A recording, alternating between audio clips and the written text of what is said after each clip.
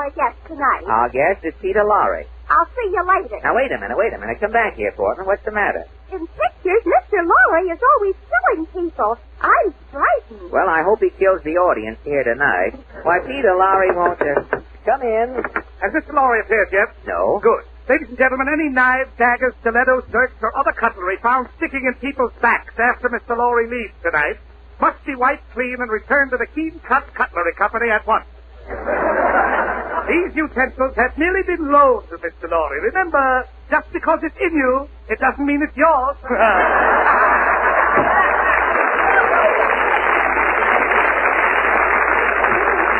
I wish that guy wouldn't spook until he was spooking, too. Mr. Allen, I'm trembling. You're trembling. I'm shaking like a crapshooter's sleeve here. But we have got to be brave, Portland. Pardon me, is this St. Ellen's Trotman? Yes. What do you want, little boy? I'm Peter Lorre. Mr. Lorre.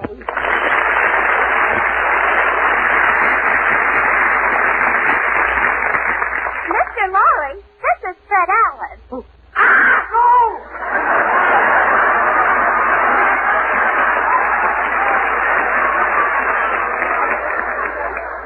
Well, what's the... I don't know who's getting the worst of it here. Well, what's the matter, Mr. Lorre? Well, I wish you had told me, Mr. Allen. I'd have worn my makeup, too. Well, I'm not wearing any makeup, Mr. Lorre. Well, you fooled me. Say, Portland, Mr. Lorre isn't anything like we expected, is he? No, he's just a little stuck. Yes, you sure are a letdown, Peter. That disappoints you, Fred. Oh, yes. I thought you'd come creeping in here on all fours and drooling cyanide. Well, you're supposed to be a brutal killer. You couldn't take a fly away from a baby spider. Oh, that's what I keep telling them down at the morgue. You spend time at the morgue, do you? Oh, yes.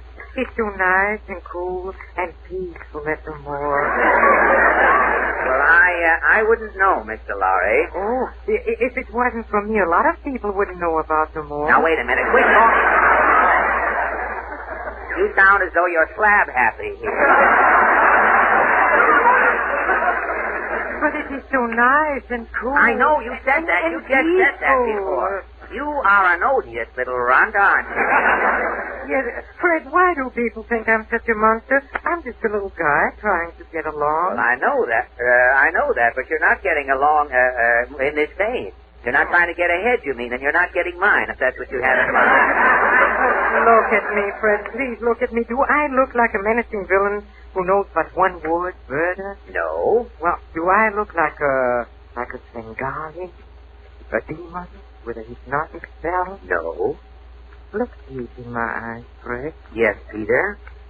Do you see anything but gentleness and love of humanity? No. Who shall I kill now, Master?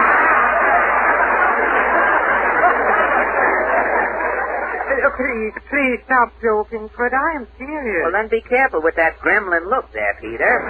I am very susceptible. For a minute there, I had that old commando feeling. Oh, if only the world would realize that I'm just an average man and not a mad, twisted creature. Well, I know just how you feel, Peter. You know, if people only knew the story of my life, they'd feel sorry for me. Yours is a sad story, is it, Peter? Sad.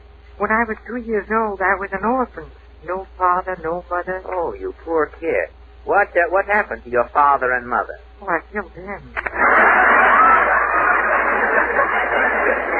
Oh, you unfortunate child. Who brought you up? Well, I went to live with my aunt and my uncle, and 2 weeks later I was homeless. Homeless? Yes, the house burned down. Peter, you didn't... Oh, no. My aunt set fire to the house. Your aunt? Yes, I set fire to my aunt.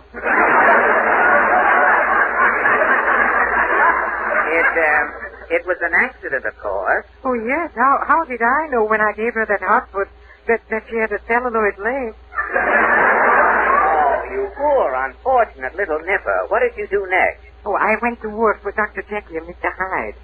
Doing what? So when Dr. Jekyll would turn into Mr. Hyde, I had to remind him to put his money into his other suit. Oh, that's... You finally left Jekyll and Hyde. Yes. Yeah, and then I went with a circus, sawing a woman in half. But it only lasted 2 months. Why? Well, I ran out of women.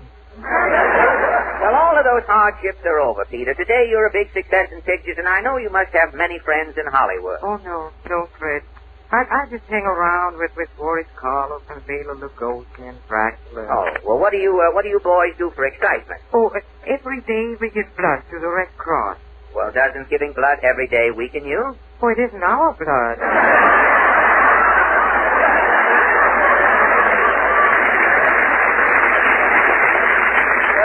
I'm sure that now you've opened your heart, people will understand you. I know that among our more morbid listeners, you have made many new friends tonight. Oh, I hope so, Fred. And I want to thank you for letting me tell my side of the story. From now on, the people will know that you aren't always the villain. They'll remember you more kindly as the famous Mr. Moto. Oh, you see, as Mr. Moto, I was the world's greatest Oriental detective. I beg your pardon, Mr. Lorre. Mr. Moto was the second greatest Oriental detective. Huh? The world's greatest Oriental detective is One Long Tan. One Long Tan is an amateur. Now, wait a minute, Peter. Look, tonight we can settle that question once and for all. How? I tell you what, I'll dig up a mystery. Mr. Moto and One Long Tan can work on it together. The one who solves this mystery will be the world's greatest Oriental detective, right? Right. Mr. Goodman, some music while Mr. Lorre and I get our mystery ready, will you?